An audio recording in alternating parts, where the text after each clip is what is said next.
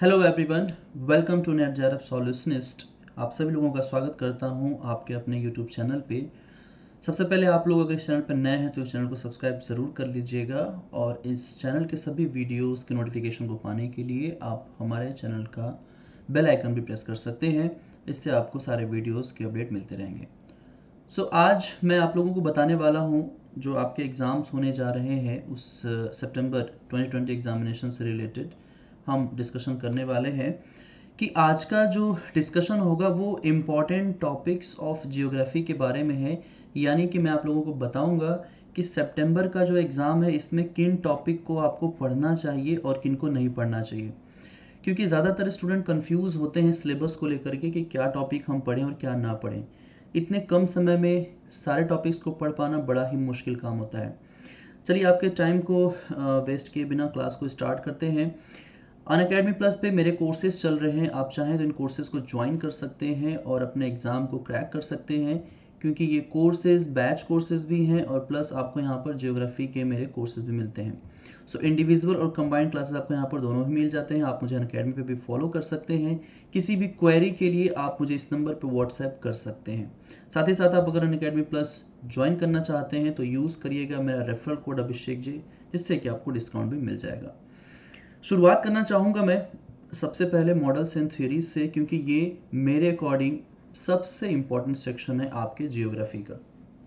मैंने कुछ टॉपिक्स को हाईलाइट किया है। जो भी टॉपिक्स आप येलो कलर से देखेंगे वही टॉपिक सबसे ज़्यादा इम्पॉर्टेंट है अभी फ़िलहाल के लिए। यानी आप सभी स्टूडेंट को जो आपका रिवीजन है उस रिवीजन के अकॉर्डिंग सिर्फ इन्हीं टॉपिक के ऊपर फोकस करना है। शुरुआत करना चाहूँगा, सबसे पहला टॉपिक है continental drift by Taylor and Wegener. जहाँ तक मैं समझता हूँ इस तरीके के टॉपिक से क्वेश्चंस काफ़ी ज़्यादा पूछे गए हैं और मैं जो अनअकैडमी मॉक टेस्ट आप लोग को मिल रहे हैं, फ्री मॉक टेस्ट जो अनअकैडमी पे जियोग्राफी के मिल रहे हैं, वहाँ पर भी आपने देखा होगा कि इससे क्वेश्चंस बहुत सारे हैं। चूँकि मॉक टेस्ट मैं ही बना रहा हूँ और उन मॉक टेस्ट का एनालिसिस भी लेकर के मैं ही आता हूँ अनअकैडमी पे, तो आप वहाँ पर भी जा कर के खुद के प्रिपरेशन को आप चेक कर सकते हो। दूसरा इंपॉर्टेंट टॉपिक रहेगा प्लेट टेक्टोनिक थ्योरी, क्योंकि इस थ्योरी से बहुत सारे क्वेश्चंस पूछे गए हैं, इसलिए ये भी एक इंपॉर्टेंट टॉपिक बनता है। तीसरा सबसे इंपॉर्टेंट टॉपिक रहेगा theory of landform development.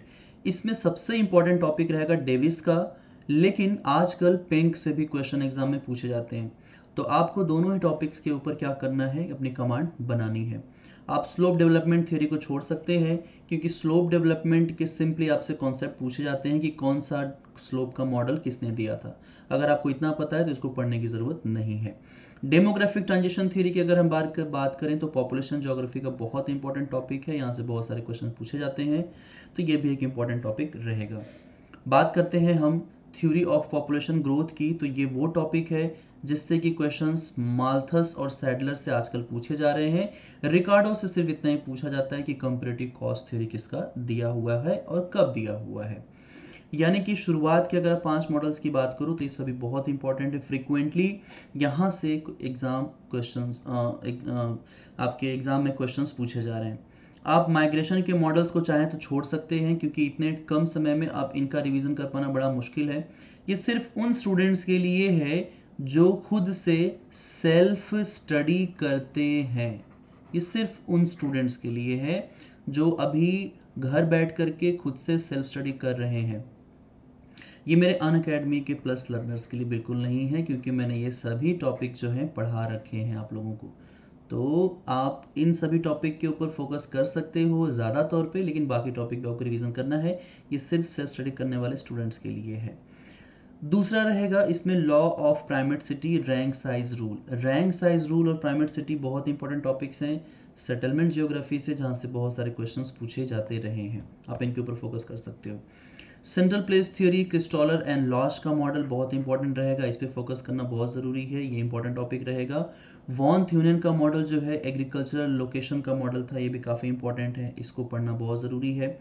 Agriculture system of world में बात करें तो व्हिटलसी का वर्ल्ड एग्रीकल्चर क्लासिफिकेशन जो है वो बहुत इंपॉर्टेंट है, फ्रीक्वेंटली क्वेश्चन यहाँ से पूछे जाते हैं। इंडस्ट्रियल जियोग्राफी का core industrial location theories, Alfred weber की हो, चाहे हूवर की हो, लॉश की हो, प्रेट की हो या स्मिथ की हो, ये सभी पांचों मॉडल बहुत इंपॉर्टेंट हैं। तो आपको क्या करना है, इन सभी को पढ़ना है बहुत अच्छे से, वेरी इंपॉर्टेंट मॉडल्स। आप चाहो तो छोड़ सकते हो बाकी मॉडल्स को। हाँ, एडवर्ड उलमैन का जो स्पेशल इंटरेक्शन का मॉडल है, बस इनकी सीक्वेंसिंग अगर आप याद रखो तो आपका काम बन सकता है। मॉडल्स एंड थ्योरीज में आगे देखते हैं हम रीजनल डेवलपमेंट के मॉडल। तो देखिए, रीजनल डेवलपमेंट के मॉडल में ज़्यादातर गुन्नार मेडाल से क्वेश्चंस पूछे जाते हैं, तो ज़्यादा फोकस इन पे रहेगा। लेकिन एल्बर्ट हिर्शमैन से भी क्वेश्चंस पूछे गए हैं रिसेंटली, जॉन फ्रीडमैन से भी क्वेश्चंस पूछे जाते हैं। रॉल प्रेबिश एक नया मॉडल है जो कि अटैच किया गया है। तो इस थियोरी का नाम याद रखो, किसने दिया था, कब दिया था, ये इंपॉर्टेंट बनता है। Heartland theory, most important topic from the political geography. Halford John Mackinder का ये टॉपिक है, आपको इसके ऊपर फोकस ज़्यादा करना चाहिए। इसके अलावा जो लेबेंजरम है, यानी कि फ्रेडरिक रेडजेल का ओरिजिन ऑफ स्टेट से रिलेटेड, या हम यूँ कहें कि ये एक स्टेट की स्थिति को बताता है, पोजीशन को बताता है कि वह कैसे एक्सपेंड करता है।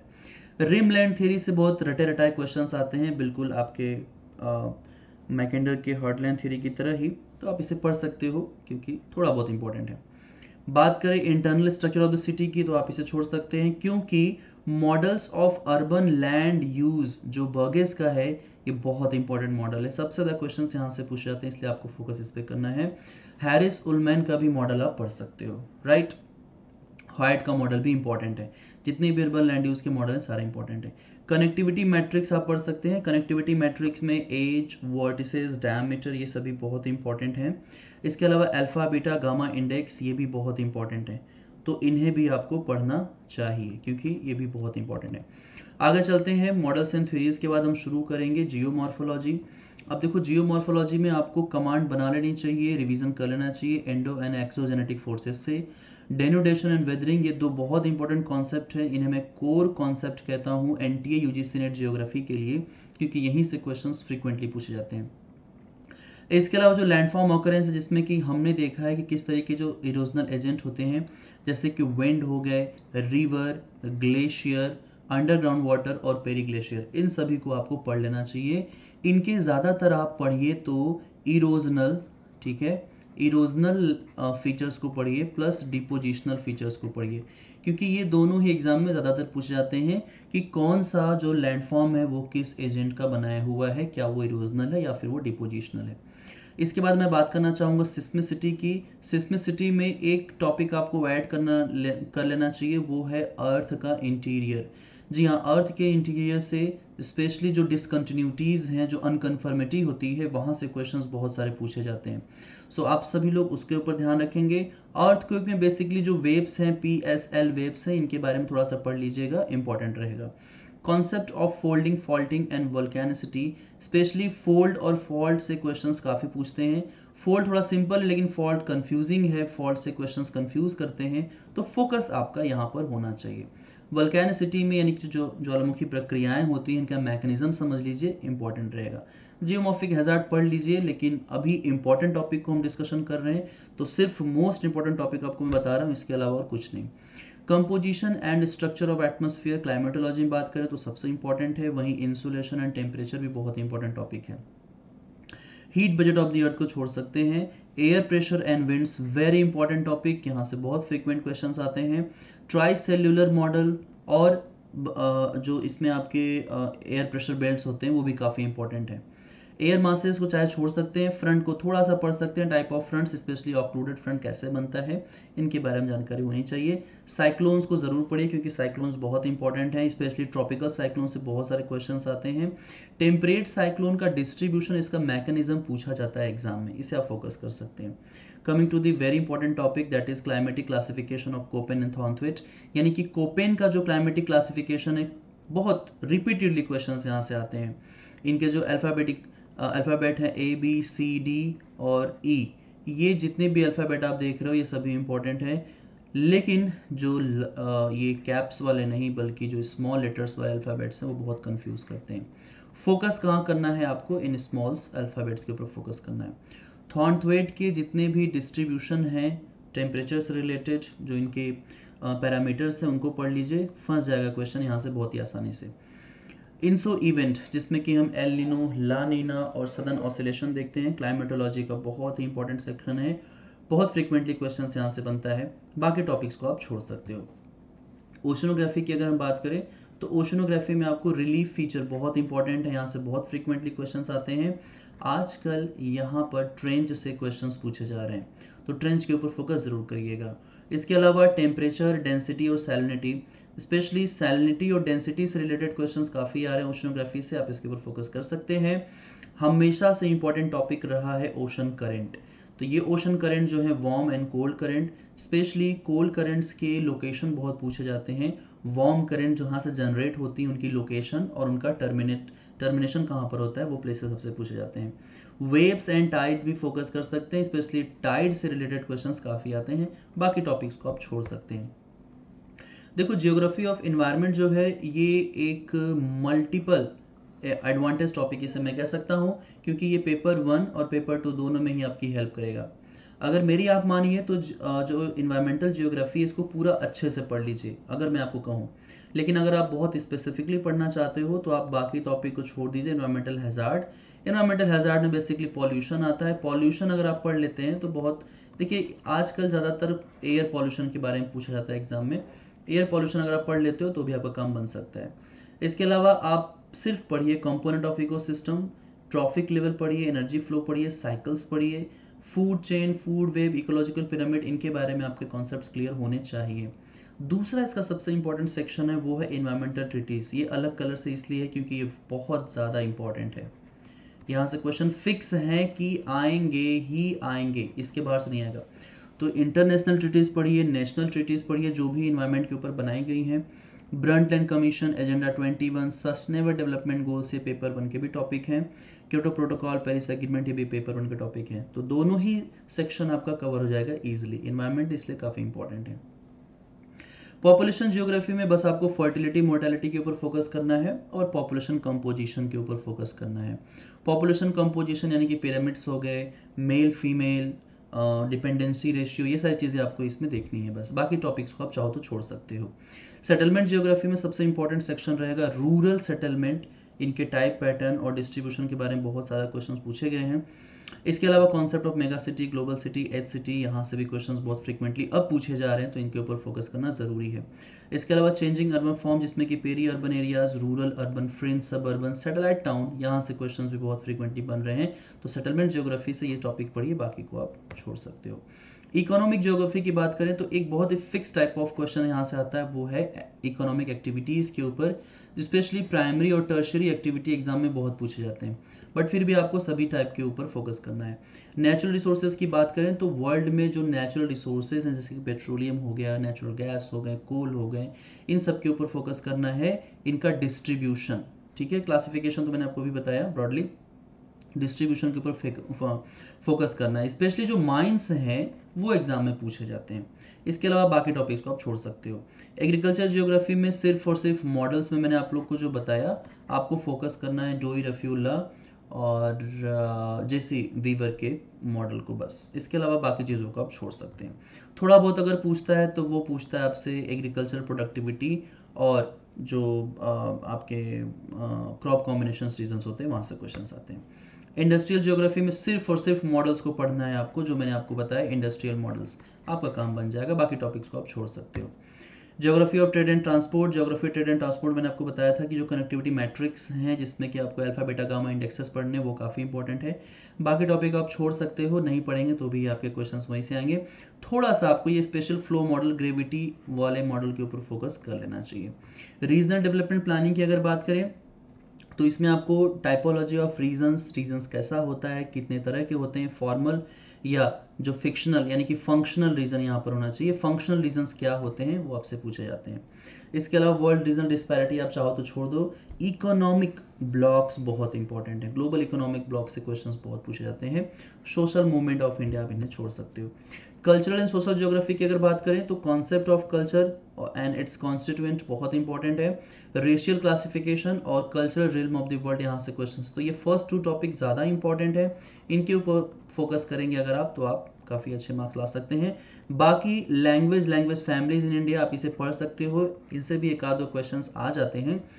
बाकी सभी टॉपिक जो है उतने रिलेवेंट नहीं है, अभी तक यहाँ से क्वेश्चंस नहीं पूछे गए हैं, तो बट इंपॉर्टेंट टॉपिक में फर्स्ट 2 रहेंगे। बात करते हैं पॉलिटिकल जियोग्राफी की, तो बाउंड्रीज एंड फ्रंटियर्स बहुत इंपॉर्टेंट रहा है हमेशा से ही। इसके अलावा इंडिया के जो इलेक्टोरल रिफॉर्म्स हैं वो काफ़ी इंपॉर्टेंट है, determinants of electoral behaviour, geopolitics of climate change, ये सभी इंपॉर्टेंट टॉपिक हैं। रीजनल ऑर्गेनाइजेशन ऑफ कोऑपरेशन, यहाँ से भी क्वेश्चंस पूछे जाते हैं, जैसे कि सार्क, आसियान, ओपेक, ईयू, इन सभी से क्वेश्चंस आ चुके हैं, तो ये बहुत इंपॉर्टेंट है। बाकी टॉपिक्स आप छोड़ सकते हैं। जियोग्राफिक थॉट की अगर हम बात करें तो contributions of Greek, Roman, Arab, Chinese. Chinese अगर नहीं पढ़ेंगे तो चलेगा, इंडियन अगर नहीं पढ़ेंगे तो चलेगा, लेकिन अरब को पढ़िए, ग्रीक को पढ़िए, रोमन को पढ़िए, यहाँ से क्वेश्चंस फिक्स हैं कि आते हैं। इसके अलावा जो contribution of geographer, specially Bernhard Varenius को पढ़ना है, इमैनुअल कांट को पढ़ना है, अलेक्जेंडर वॉन हम्बोल्ट को पढ़ना है, कार्ल रीटर को पढ़ना है, शेफर, हार्टशोन को, इन सभी को पढ़ना है आपको, क्योंकि ये सभी बहुत इंपॉर्टेंट हैं। You can't ignore these scholars. इसके अलावा आप छोड़ सकते हैं बाकी टॉपिक्स को, इसको छोड़ सकते हैं, इसको भी। डुअलिज्म इन जियोग्राफी इंपॉर्टेंट है, specially idiographic and nomothetic approach exam में पूछे जाते हैं। बाकी क्वांटिटेटिव और क्वालिटेटिव जो है, इसके अलावा रीजनल और सिस्टमेटिक, फिजिकल एंड ह्यूमन जो जियोग्राफी है, इसके बीच में डुअलिज्म आप पढ़ सकते हैं। पर्सपेक्टिव इन जियोग्राफी में देखिए पॉजिटिविज्म के बारे में क्वेश्चंस पूछे गए हैं, बिहेवियरलिज्म, ह्यूमनिज्म के बारे में क्वेश्चंस पूछे गए हैं। अभी तक कुछ खास फेमिनिज्म या फिर स्ट्रक्चरलिज्म या फिर पोस्ट मॉडर्निज्म से क्वेश्चन नहीं आए हैं, तो अगर फर्स्ट 3 पढ़ लेंगे आप लोग, तो आप लोग का काम बन जाएगा थॉट से। तो थॉट से इतने ही क्वेश्चन इंपॉर्टेंट है। इसके अलावा थॉट में जितने भी बुक्स हैं और उनके जो राइटर्स हैं, ठीक है, उनके बारे में जानना बहुत ज़रूरी है। इन बुक्स एंड राइटर्स की एक लिस्ट आप लोग ज़रूर बनाइए, उसके बारे में पढ़ाई ज़रूर करिए, ठीक है। बात करते हैं ज्योग्राफिकल टेक्निक्स की, मोस्ट इंपॉर्टेंट सेक्शंस। इसको मैंने बहुत ही क्लियरली मेंशन कर रखा है कि जो source of geographic information and data है, उसमें आपको सिर्फ और सिर्फ टाइप्स ऑफ मैप्स के ऊपर फोकस करना है, और टेक्निक्स ऑफ मैप मेकिंग, जैसे कि choropleth map, isarithmic map, dasymetric map, chorochromatic map, flow map, इनके ऊपर आपको फोकस करना है। ज़्यादातर मैप से रिलेटेड क्वेश्चन एग्जाम में पूछे जाते हैं, बाकी आप छोड़ सकते हो। इसके अलावा जीआईएस की बात करें तो जीआईएस में raster and vector data format ज़्यादा पूछा जाता है, सिर्फ यही से क्वेश्चन सबसे ज़्यादा पूछे जाते हैं, तो रास्टर एंड वेक्टर के ऊपर आप फोकस करिए, बाकी आप छोड़ सकते हैं। इसके अलावा बेसिक्स ऑफ रिमोट सेंसिंग में तो देखिए रिमोट सेंसिंग क्या है, बहुत इंपॉर्टेंट है। इस पूरे सेक्शन में सबसे इंपॉर्टेंट अगर कुछ है तो वो है रिमोट सेंसिंग। तो आपको इलेक्ट्रोमैग्नेटिक स्पेक्ट्रम ईएमआर के ऊपर फोकस करना है, सेंसर्स के ऊपर फोकस करना है, सैटेलाइट के ऊपर फोकस करना है, प्लेटफॉर्म्स के ऊपर फोकस करना है। ये सारे क्वेश्चन एग्जाम में पूछे जाते हैं, स्पेशली जो सैटेलाइट्स हैं, ओरिजिन कंट्रीज, कौन कौन से सैटेलाइट्स कब लॉन्च किए गए, कौन कौन से कंट्रीज से रिलेटेड हैं, उनके बारे में जो इन्फॉर्मेशन है, लाइक उनके रिजोल्यूशंस वगैरह, ये सारी चीज़ें एग्जाम में पूछी जाती हैं। आप इनके ऊपर फोकस कर सकते हैं, ठीक है। बाकी चीज़ें आप छोड़ सकते हो चाहो तो। जीपीएस से कुछ खास नहीं पूछता है, सिर्फ जीपीएस कंपोनेंट के बारे में ध्यान अगर आपको हो तो सिर्फ ये कैसे वर्क करता है ये आप जान लीजिए। Applications of measures of central tendency, पूरी तरीके से आप इस टॉपिक को छोड़ सकते हैं, क्योंकि ये बहुत ज़्यादा डिटेल में यहाँ से क्वेश्चंस कभी पूछे नहीं गए हैं। सिंपली आपसे मिनी मीडियम मोड पूछा जाता है, वो भी सिर्फ कुछ अल्फ़ाबेटिकल या फिर न्यूमेरिकल्स आते हैं तो, बट चांसेस बहुत कम है, इसके क्वेश्चंस बहुत कम पूछे गए हैं। मॉर्फोमेट्रिक एनालिसिस में आपको ordering of streams, bifurcation ratio, drainage density, hypsometric curve, इनके ऊपर फोकस करना है, बाकी आप टॉपिक छोड़ सकते हो। डिस्पर्सन एंड इनइक्वालिटीज़ की बात करें, very important topic, specially Lorentz curve and Guinea coefficient, ये दोनों बहुत इंपॉर्टेंट हैं। इसके अलावा और भी इनइक्वालिटीज़ मेजर करने के टेक्निक्स हैं जो मैंने अपने प्लस क्लासेस में पढ़ाया हुआ है। अगर आप प्लस क्लास ज्वाइन कर लेते हो ना, तो आप लोगों को क्या है कि बहुत सारी चीज़ें मिल जाएंगी, पीडीएफ मिल जाएगा आप लोग को पढ़ने के लिए। ये वो टॉपिक्स हैं जो आपको कहीं पर नहीं मिलेंगे, वो मेरे क्लासेस में पीडीएफ आपको मिल जाएंगे पढ़ने के लिए। तो आप इनरोल अगर कराते हो अनअकैडमी प्लस पे, तो सारे पीडीएफ भी मिलेंगे और रिकॉर्डेड लेक्चर्स भी मिलेंगे। यहाँ पर बात करें हम सैम्पलिंग की, तो सैम्पलिंग थोड़ा सा पढ़ना ज़रूरी है, ये पेपर 1 पेपर 2 दोनों में ही फोकस कर सकते हैं आप। बाकी अगर chi square test, t test, ANOVA test अगर नहीं पढ़ेंगे तो भी काम चल जाएगा आपका। लेकिन हाँ, आप कोरिलेशन और रिग्रेशन एनालिसिस के ऊपर फोकस ज़रूर करिए, क्योंकि यहाँ से क्वेश्चंस फ्रिक्वेंटली न्यूमेरिकल टाइप के पूछे जाते हैं, बाकी आप छोड़ सकते हो। बढ़ते हैं लास्ट सेक्शन की तरफ, जो है geography of India. Geography of India की तरफ बढ़ने से पहले आप लोग को बताना चाहूँगा कि अनअकैडमी पे मेरे प्लस कोर्सेज चल रहे हैं। ये प्लस कोर्सेज आप लोग एक्सेस कर सकते हो अनअकैडमी प्लस सब्सक्रिप्शन को ले करके, और इसके अलावा आपको मेरे पेपर 1 के भी कोर्सेज देखने को मिल रहे हैं। पेपर 1 का कंप्लीट रिवीजन बैच कोर्स यहाँ पर चल रहा है। ये जो बैच कोर्स है, इस बैच कोर्स को 27 से स्टार्ट किया जा रहा है, जो कि एग्जाम तक चलेगा, यानी कि 14-15 सितंबर तक ये चलेगा, ठीक है। इसमें आपका पेपर 1 कंप्लीट हो जाएगा, प्लस यहाँ से जो जियोग्राफी के मेरे कोर्सेज है, यहाँ से आपके जियोग्राफी के जो टॉपिक्स हैं वो क्लियर हो जाएंगे। तो इन कोर्सेज को ज्वाइन करने के लिए आप सभी लोग अनअकैडमी प्लस का सब्सक्रिप्शन ले सकते हैं। किसी भी तरीके की इन्फॉर्मेशन के लिए आप मुझे व्हाट्सएप कर सकते हैं इस नंबर पे, या आप मेरे रेफरल कोड को ज़रूर यूज़ करिएगा जब आप सब्सक्रिप्शन लेंगे तो, अभिषेक जी। चलो बात करते हैं जियोग्राफी ऑफ इंडिया की। तो देखो जियोग्राफी ऑफ इंडिया एक इंपॉर्टेंट सेक्शन है। मैं देखो 3 कैटेगरी को डिफाइन करके रखता हूँ जियोग्राफी में। एक तो आ जाते हैं जिसमें मॉडल्स एंड थ्योरीज आ जाते हैं, दूसरे में आपकी जो रेस्ट जियोग्राफी होती है वो आती है, बट तीसरा सेक्शन है जियोग्राफी ऑफ इंडिया का। ये 3 टॉपिक्स को आपको इस तरीके से लेकर के चलना है। तो अभी हम बात करें थर्ड की, जिसमें कि हम इंडियन जियोग्राफी में भारत का मेजर फिजियोग्राफिक रीजन्स, इनसे क्वेश्चंस बहुत सारे पूछे गए हैं। कितने पार्ट्स हैं, इनको डिवाइड किया गया है तो क्या बेसिस हैं, और बाकी जो इनके कैरेक्टरिस्टिक्स हैं वो बहुत पूछे जाते हैं। इसके अलावा ड्रेनेज की बात करें इंडिया की, तो ड्रेनेज सिस्टम हिमालय और पेनिनसुलर के पूछे जाते हैं। स्पेशली इसमें आपसे पूछा जाता है ट्रिब्यूटरी, यानी कि जो रिवर की सहायक नदियाँ होती हैं ट्रिब्यूटरीज, उनसे क्वेश्चंस बहुत पूछे जाते हैं। इसके बाद बात करें तो तीसरा टॉपिक इंपॉर्टेंट रहेगा मेजर पीक्स, पासेज इंडिया के कहाँ कहाँ पर हैं, जो कि हिमालय और पेनिनसुलर इंडिया से रिलेटेड है। स्पेशली पासेज से क्वेश्चंस बहुत पूछे गए हैं। पासेज में भी जम्मू एंड कश्मीर के पासेज, हिमाचल प्रदेश के पासेज, उत्तराखंड के पासेज, सिक्किम के और आपके अरुणाचल प्रदेश के पासेज एग्जाम में पूछे गए हैं। बात करें क्लाइमेटिक डिवीजन कोपेन की, थॉर्नथवेट की और त्रिवार्था की, तो कोपेन का इंडिया का जो क्लाइमेटिक डिवीजन है इसको आप पढ़ लीजिए अच्छे से, क्योंकि यहाँ से क्वेश्चंस आते हैं, फिक्स है कि आएंगे। इंडियन मॉनसून के जो भी डिवीजन्स हैं, जो भी स्कॉलर्स ने अभी तक डिवाइड किया है या जो भी फंक्शंस बताए हैं इंडियन मॉनसून के, उनको जरूर पढ़िए। उनके कॉन्सेप्ट सिर्फ एग्जाम में पूछे जाते हैं। ठीक है, आप बाकी टॉपिक्स को चाहे छोड़ सकते हैं, नेचुरल वेजिटेशन के ऊपर थोड़ा सा फोकस कर लीजिएगा, क्योंकि ये करंट अफेयर से भी रिलेटेड होता है। नेशनल पार्क एक इंपॉर्टेंट टॉपिक है, आई होप कि आप लोग इस पे वर्क कर रहे होंगे, क्योंकि यहाँ से भी क्वेश्चंस बनते ही बनते हैं। रेशियल क्लासिफिकेशन आप छोड़ सकते हो, लेकिन हर्बर्ट रिजले का जरूर पढ़ लीजिएगा, उससे रिलेटेड क्वेश्चन पूछे जाते हैं एग्जाम में। ट्राइब्स भी आते हैं बट उतने फ्रीक्वेंटली क्वेश्चन नहीं आते हैं, लेकिन यहाँ से क्वेश्चंस पूछे जाते हैं। हाँ बट यस, इंडिया की डेमोग्राफी वेरी इंपॉर्टेंट। इंडिया की डेमोग्राफी से बहुत सारे क्वेश्चंस पूछे जाते हैं, स्पेशली इंडिया का जो सेंसस है। ठीक है, सेंसस 2011 का डेटा आप लोग पढ़ लीजिएगा, प्लस कोर्सेज में मैंने पढ़ाया हुआ है काफ़ी अच्छे से, और मैंने आपको उससे रिलेटेड एमसीक्यूज भी प्रैक्टिस करवाए हैं। इंडिया का सेक्स रेशियो, लिटरेसी रेट, ये सारा कुछ अप टू डेट सेंसस 2011 के अकॉर्डिंग आप लोग को पढ़ना है। इसके बाद classification of soils of India, ये बहुत इंपॉर्टेंट है, सॉइल से रिलेटेड क्वेश्चंस आते रहते हैं, परसेंटेज पूछता है, डिस्ट्रीब्यूशन पूछता है। ग्रीन रिवॉल्यूशन से कभी कभी क्वेश्चंस पूछे जाते हैं, स्पेशली जो 3 स्टेट हैं आपके, पंजाब हो गए, और इसके अलावा जो हरियाणा है वो हो गया, और वेस्टर्न उत्तर प्रदेश, इनसे क्वेश्चंस बनते हैं। इसके अलावा distribution of minerals and energy resources, India में कहाँ कहाँ पर कौन कौन से स्टेट में कौन कौन से मिनरल्स पाए जाते हैं, टॉप स्टेट कौन से हैं मिनरल्स में, ये आपको ध्यान रखना है। स्पेशली प्रोडक्शन और रिजर्व, ये दोनों ही कैटेगरी एग्जाम में पूछी जाती हैं, और इसका जो लेटेस्ट डेटा है वही पूछा जाता है। तो किसी बुक के डेटा को पढ़ करके मत जाइएगा, क्योंकि वो ओल्ड डेटा होते हैं। इसके अलावा आप development of iron and steel industry in India पढ़ सकते हैं, क्योंकि कुछ स्टील इंडस्ट्रीज हैं इंडिया में जो आफ्टर इंडिपेंडेंस और बिफोर इंडिपेंडेंस इस्टेब्लिश किए गए थे, उनके बारे में पढ़ सकते हैं आप। तो ये कुछ इंपॉर्टेंट टॉपिक है यहाँ से ज्योग्राफी ऑफ इंडिया से। लेकिन इसके अलावा देख लीजिए रीजनल डेवलपमेंट प्लानिंग, ये क्वेश्चंस फिक्स हैं। पंचायती राज इंस्टीट्यूशन से क्वेश्चंस बनते हैं, आपको इन्हें पढ़ना चाहिए। इसके अलावा दामोदर वैली कॉर्पोरेशन, चंडीगढ़ का मास्टर प्लान, एनसीआर का मास्टर प्लान, ये जो बना था ये पूछा जाता है एग्जाम में। इसके अलावा इंडिया के जो प्लानिंग रीजन्स ये भी पूछे जाते हैं, स्पेशली कौन कौन से स्कॉलर्स ने कितने कितने प्लानिंग रीजन्स में डिवाइड किया था इंडिया को, ये बहुत पूछा जाता है फ्रिक्वेंटली। तो ये टॉपिक्स हैं जिनके ऊपर आपको ज़्यादा फोकस करना है। आने वाले एग्जाम में आप लोग को इन्हीं टॉपिक के ऊपर सबसे ज़्यादा फोकस करना है, क्योंकि इतना टॉपिक अगर आपने अच्छे से रिवीजन कर लिया तो मैं ये कहूँगा कि जो सेल्फ स्टडी करने वाले स्टूडेंट हैं आप लोगों का जेआरएफ हो सकता है, बट नेट तो आपका डेफिनेटली हो जाएगा। वेल, ये जो आप लोग पूरा टॉपिक देख रहे हो ये मैंने अनअकैडमी प्लस में सिस्टमेटिकली पढ़ाया हुआ है।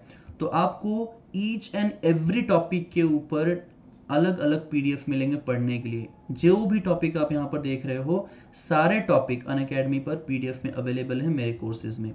तो आप आ सकते हैं, ज्वाइन कर सकते हैं इन सभी कोर्सेज को अनअकैडमी प्लस सब्सक्रिप्शन लेकर के। सब्सक्रिप्शन लेते वक्त बस आप लोग को ध्यान रखना है कि अनअकैडमी प्लस जब आप लोग सब्सक्राइब करें तो आपको रेफरल कोड यूज़ करना है मेरा अभिषेक जे, और इसको अप्लाई करने के बाद आप प्रोसीड टू पे कर सकते हैं। जो ग्रेजुएशन के मास्टर्स के स्टूडेंट हैं, अगर वो आने वाले एग्जाम की प्रिपरेशन कर रहे हैं, सो आप लोग मिनिमम 12 मंथ का प्लान लीजिएगा, क्योंकि ये सबसे बेस्ट प्लान है। इसमें सबसे अच्छी प्रिपरेशन होती है, लंबे समय तक प्रिपरेशन होती है, तो आपके कॉन्सेप्ट भी क्लियर होते हैं और आप एडवांस लेवल तक भी जाते हैं। 24 मंथ का प्लान ग्रेजुएशन के स्टूडेंट ले सकते हैं, अगर आप ले सकते हैं तो ठीक है, अदरवाइज 12 मंथ का प्लान भी आपको कॉन्सेप्ट क्लियर करा देगा। बाकी आने वाले एग्जाम के लिए आप जो सितंबर का एग्जाम है 1 मंथ का सब्सक्रिप्शन ले सकते हैं। अगर आप 3 मंथ का भी लेते हो तो एटलीस्ट आपको सारे पीडीएफ मिल जाएंगे पढ़ने के लिए।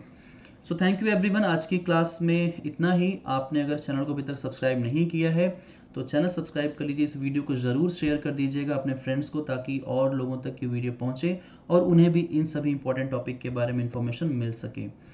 सो thank you so much, take care, bye bye.